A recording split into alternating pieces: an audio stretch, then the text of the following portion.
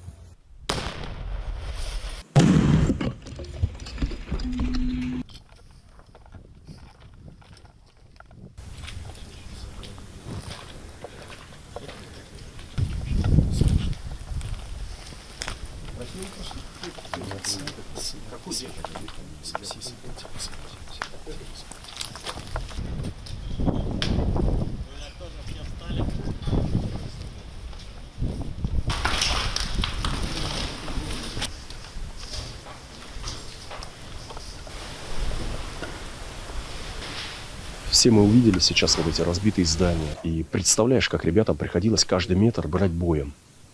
И в душе образуется некая черствость. Но то, что мне сейчас, например, ребята рассказали, когда они видят людей, которые встречают их, кто-то перекрестит их вслед, кто-то с иконой встретит, кто-то доброе слово скажет, даже чай предлагают попить или еще что-то такое. И от этого им становится очень тепло. Это говорит о том, что наши солдаты, несмотря на вот эту всю черствость, вот эти все боевые действия, они готовы воспринимать духовную пищу. Есть в душе место для духовной пищи. То есть не все почерствело. Есть. А значит, нужны мы. Значит, надо прийти, помолиться, благословить их, ободрить, сказать доброе слово. Download Tribun X sekarang. Menghadirkan lokal menjadi Indonesia.